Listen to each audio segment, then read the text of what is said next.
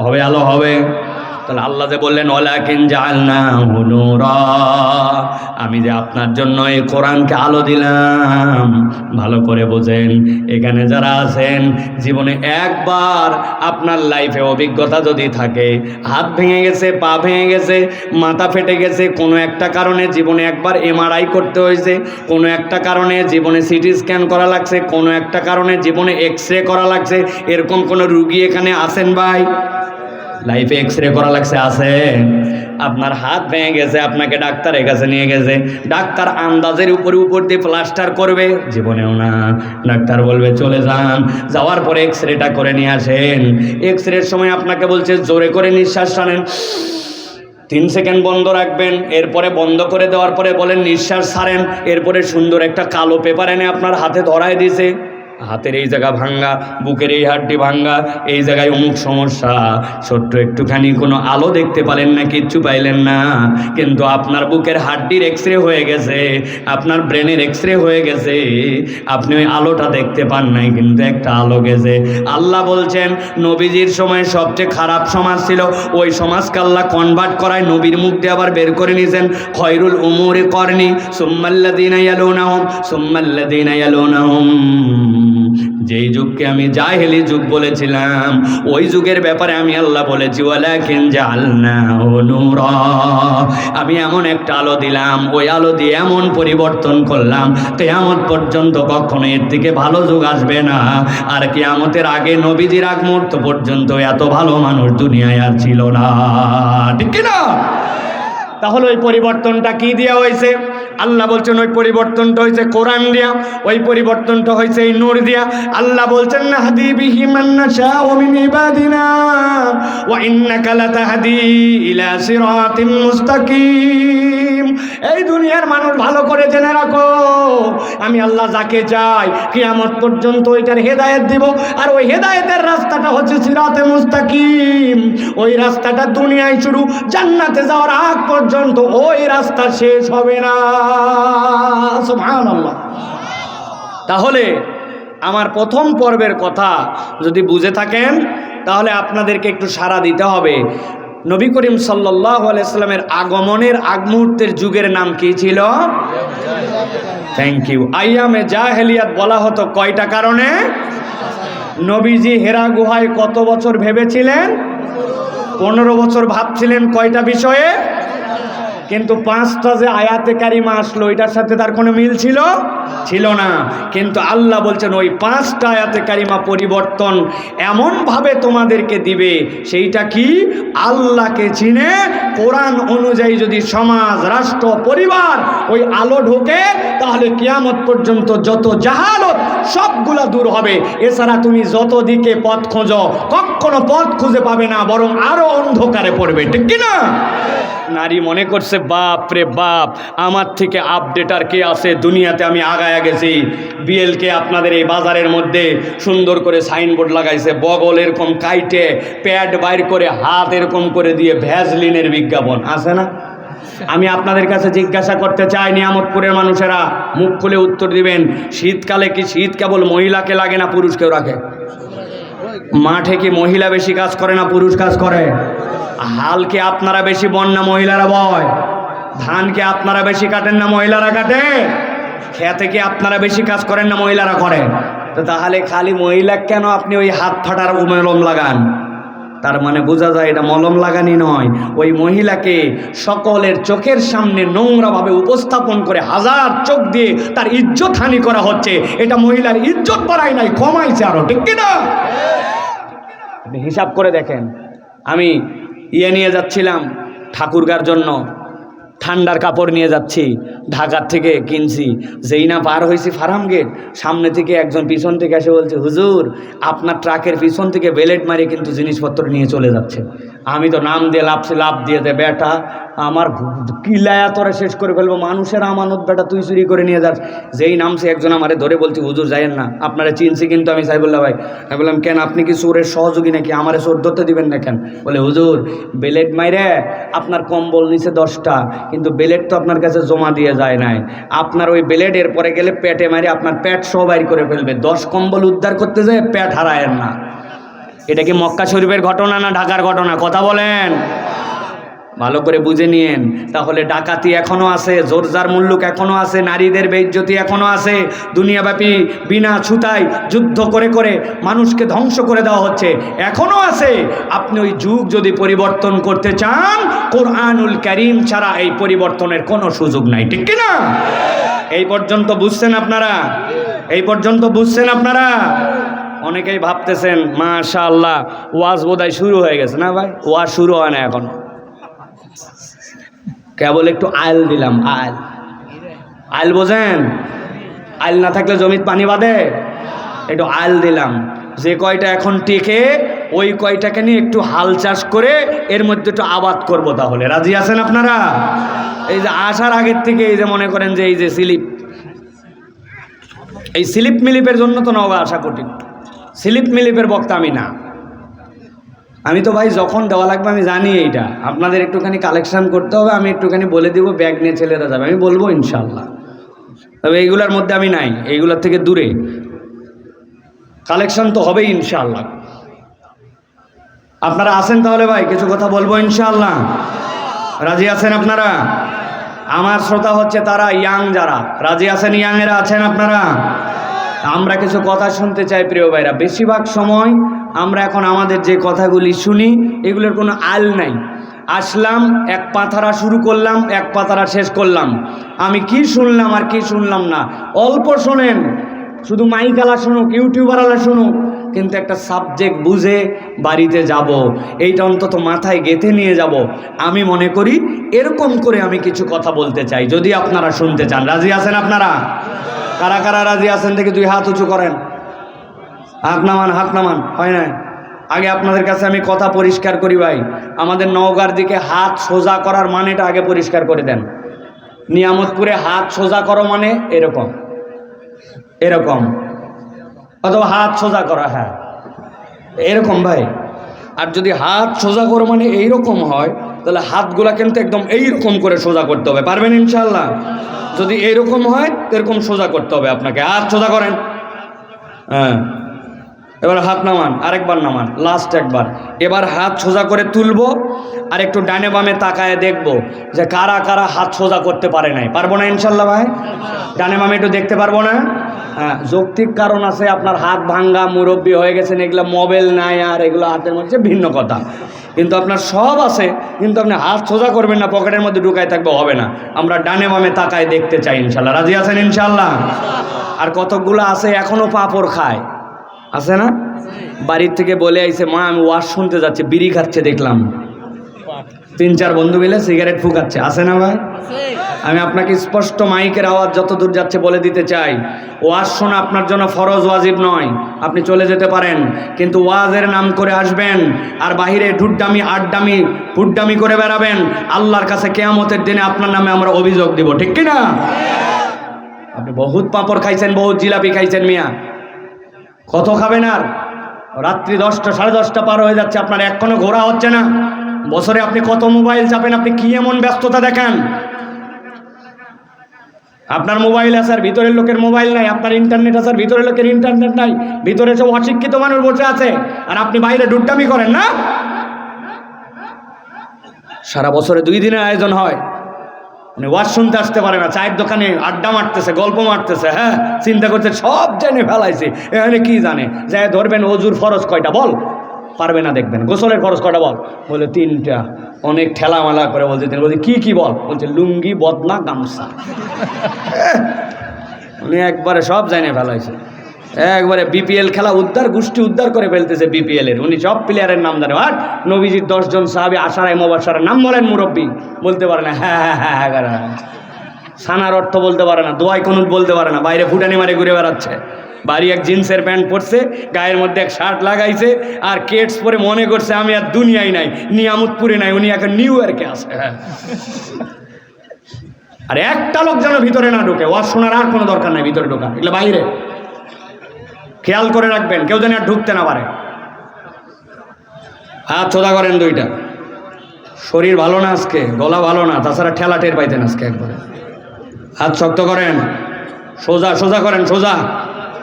হ্যাঁ, এবার একটু পিছনে টানা দেন, একটু সামনে দেন, এবার একটু ডানে দেন, এবার একটু বামে দেন। মাশাআল্লাহ। এবার সোজা করেন, সোজা সোজা সোজা করে নড়াচড়া দেন, জোরে জোরে নড়া দেন। হ্যাঁ, আর শক্ত করেন, শক্ত। হ্যাঁ, করছেন সবাই?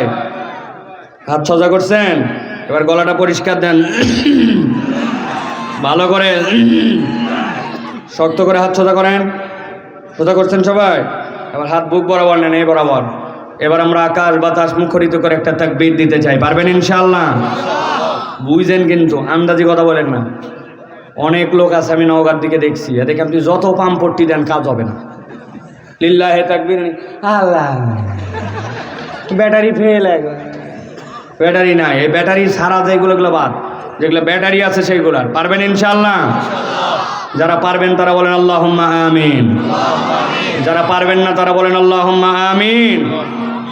আহা, সলিড লোক একবারে। পারবেন ইনশাআল্লাহ? জীবনে এরকম শক্ত করে তাকবীর দেই নাই, এরকম একটা আকাশ বাতাস মুখরিত করা তাকবীর দিতে চাই। পারবেন ইনশাআল্লাহ? পারবেন? দেখি হাত তারা বুক বরাবর নেন, এই বরাবর নিছেন সবাই? আমি যখন বলবো লিল্লাহে তাকবীর, চাচা, ও চাচা, কি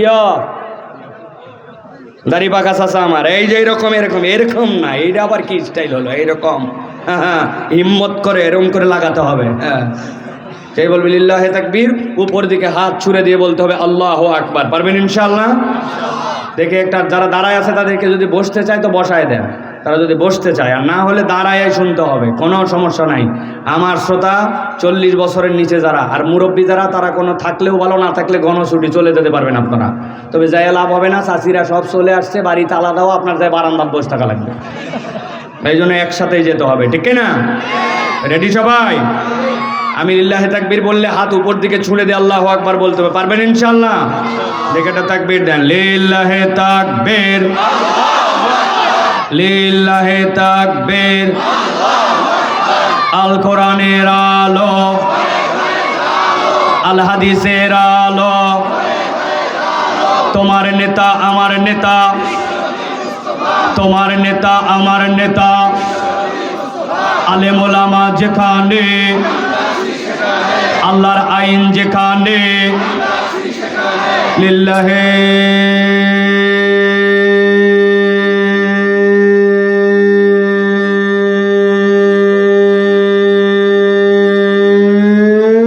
তাকবীর। আলহামদুলিল্লাহ। শয়তান আছে? আর শয়তান আল্লাহু আকবারের ধ্বনি পছন্দ করে না।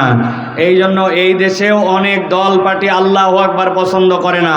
যারা আল্লাহু আকবারের ধ্বনি, আল্লাহু আকবার পছন্দ করে না, এরা শয়তানের খালাতো মামাতো ভাই, তাদের সাথে আমাদের সম্পর্ক নাই, ঠিক কি না?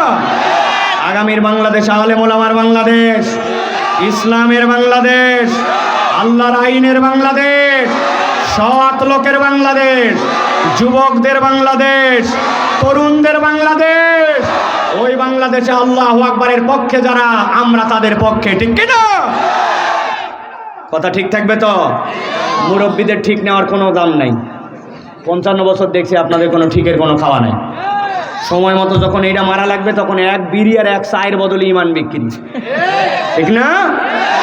নতুন বাংলাদেশে ইয়াংদেরকে ঠেলে আগায় নিয়ে যেতে হবে, ঠিক না? কোনো মুরব্বীকে বাদ রেখে জান্নাতে যাব না, ধাক্কায় নিয়ে যাব, যাইয়া সব যুবক হব ইনশাআল্লাহ। আল্লাহ রাব্বুল আমিন কবুল করুন, আল্লাহুম্মা আমিন। এই আমার তরুণ যুবকরা কই? বেগালারা কই? বেগালারা, হ্যাঁ, বেগালারা রেডি হও, আমরা আলোচনায় প্রবেশ করব ইনশাআল্লাহ। প্রিয় ভাইয়েরা, বিতাড়িত শয়তান থেকে আশ্রয় প্রার্থনা করে আমরা সকলে ইনশাআল্লাহ আলোচনায় ঢুকবো। তবে আলোচনায় ঢোকার আগে আমরা এখন আমাদের তরুণরা, যুবকরা আজকের এই বিএলকে বাজার জামে মসজিদের উন্নয়ন কল্পে, টিএলবি বাজার জামে মসজিদের উন্নয়ন কল্পে আপনাদের কাছে একটু সহযোগিতার জন্য যাবে। কেউ আমরা মাহরুম করব না, সকলে 2, 4, 10, 50, 100 একজনও আমরা মাহরুম করব না। দাঁড়ায় বসায় সকলে একটু শরিক হব, কিন্তু শর্ত হচ্ছে দ্রুত আগে বের করে নিব। প্রিয় ভাইরা, হাতে হাতে বের করে ফেলেন। খুচরা না থাকলে বন্ধুর থেকে নেন, যে দোস্ত 10টা টাকা দাও, আল্লাহর ঘরের জন্য আমি দিয়ে দেবো, 20টা টাকা দাও, আবার কালকে তোমাকে শোধ করে দেবো। কিন্তু কেউ মাহরুম হওয়া যাবে না, হুজুরও না, স্টেজের লোকজনও না। চেয়ারে যারা বসে আছেন আপনাদের ডবল, এই যে চেয়ারম্যান যারা, ডানে বামের চেয়ারম্যানরা, পকেটেতে বার করেন, সকলে শরীক হন ইনশাআল্লাহ। আল্লাহ বারাকাত দান করবে ইনশাআল্লাহ। সবাই সবাই বের করেন বেশি বেশি করে, আল্লাহ তৌফিক দিবে ইনশাআল্লাহ। এই যে কই স্টেজ আল্লাহরা কই, হ্যাঁ হ্যাঁ স্টেজে নেন, এখান থেকে শরীক হন, সকলে একটু একটু করে শরীক হন ইনশাআল্লাহ। প্রিয় ভাইয়েরা, সকলে তাড়াতাড়ি যাবে, যাবে আর নিবে আর চলে যাবে, কারো সামনে থেকে সরবে না। এই ব্যাগ কোথায়, এতক্ষণ লাগবে কেন? তাড়াতাড়ি যাও, কথা হবে না, একদম সাইলেন্ট। সবাই সবাই দিবেন, সবাই। ছোট বাচ্চাদের হাতে একটু টাকা দিয়ে দেন, ছেঁড়া টাকাটা পকেট থেকে খুঁজেন না, একটু একটু বড় নোট খোঁজেন, একটু হাসতেন না, ছোট নোট, একটু বড় নোট বের করেন। আল্লাহ কবুল করুক সকলকে, সকলকে আল্লাহ কবুল করুক। সবাই একটু করে শরীক হন ইনশাআল্লাহ। আমরা একটু কোরআনুল কারীমের মধ্যে প্রবেশ করব এবং আমরা কোরআনুল কারীম থেকে নির্ধারিত একটা প্রসঙ্গ শুনে যাব ইনশাআল্লাহ। আল্লাহ আমাদেরকে কবুল করুক। চলেন বিতাড়িত শয়তান থেকে আশ্রয় প্রার্থনা করে সমস্বরে, একটা মুখও যেন বন্ধ না থাকে, তাহলে আলোচনার মধ্যে ভিন্ন রকম বরকত হবে। যদি মুখ বন্ধ থাকে তাহলে আলোচনাটা ভিন্ন রকম হবে, আর মুখ যদি খোলা থাকে, বিতাড়িত শয়তান থেকে আশ্রয় প্রার্থনা করে সকলে মিলে ঢুকি। ইয়াংরা বসো, তরুণরা বসো, ভাই বসো। আমি অনেক কষ্ট করে কথা বলতেছি, বিশ্বাস করো, আল্লাহ সাক্ষী, আমি অনেক কষ্ট করে কথা বলতেছি। বসো প্রিয়রা, বসো, সকলে বসো, সকলে আমার সাথে পড়েন, কথা বলেন না মুরব্বীরা, চোখের ইশারায় সকলের সামনে যাও, সকলে ব্যাগগুলা নিয়ে আবার চলে আসবে স্টেজে ইনশাল্লাহ। সকলে আমার সাথে পড়েন, আউযু বিল্লাহি মিনাশ শাইতানির রাজীম, বিসমিল্লাহির রাহমানির রহিম। ওয়াতলু আলাইহিম নাবা'আল্লাযী আতাইনাহু আয়াতিনা فانسلخ منها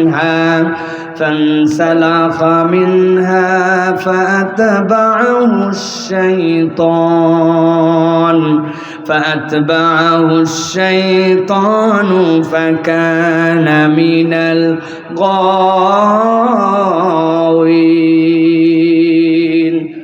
আল্লাহ রাব্বুল আলামিন প্রিয় নবীজি সাল্লাল্লাহু আলাইহি সাল্লামকে বলছেন, ও আমার হাবিব, আমি আপনাকে নির্দেশ দিচ্ছি, ওয়াতলু আলাইহিম, আপনি তাদের কাছে যে তেলাওয়াত করেন, কাদের কাছে? আপনার উম্মতের কাছে। কোন পর্যন্তই তেলাওয়াতের পরিধি থাকবে? কিয়ামত পর্যন্ত। মুফাসসিররা বলছেন আল্লাহ কোরআনের 4 ধরনের সম্বোধন করেছেন। আল্লাহ বলেছেন ইয়া আইয়ুহান নাস, ইয়া আইয়ুহাল ইনসান, ইয়া আইয়ুহাল মুমিন, অথবা নবীকে বলেছেন কুল ইয়া আইয়ুহান নবী। আল্লাহ যে সম্বোধনই করেন না কেন, আল্লাহ রাব্বুল আমিনের প্রত্যেকটা সম্বোধনের প্রথম মুখাতেব হচ্ছেন নবীজি সাল্লাল্লাহু আলাইহি সাল্লাম। কেননা আল্লাহ সরাসরি কোনো মানুষের প্রতি ওহী দেন নাই, কিন্তু আল্লাহ রাব্বুল আলামিন এই আয়াতে কারিমার মধ্যে বলেন ওয়াতলু আলাইহিম, ও আমার হাবিব আপনি তেলাওয়াত করেন। কেন এই কথা আল্লাহ রাব্বুল আলামিন বললেন? মুফাসসিররা বলছেন ইব্রাহিম আলাইহিস সালাম যখন খানায়ে কাবা নির্মাণ করলেন, খানায়ে কাবা নির্মাণ করার পরে ইসমাইল আলাইহিস সালামকে নিয়ে আল্লাহর কাছে দোয়া করলেন, ওয়া ইয ইয়ারফাউ ইব্রাহিমুল কওয়াইদা মিনাল বাইতি ওয়া ইসমাঈল। ইসমাইলকে নিয়ে দোয়া যখন করলেন খানায়ে কাবার চত্বরে, প্রথমটুকু আল্লাহ রাব্বুল আমিন ইব্রাহিম আলাইহিস সালামের মন থেকে বের করেছেন, কিন্তু এরপরে আল্লাহ বললেন আপনি যে কবুলের জন্য খানায়ে কাবার দোয়া করতেছেন, ওই কবুলটা আপনার মতো করে হবে না।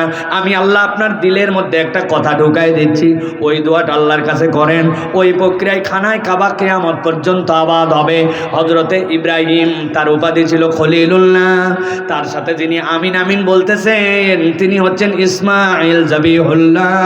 খানায়ে কাবা যেইটা, ওইটা হচ্ছে বাইতুল্লাহ।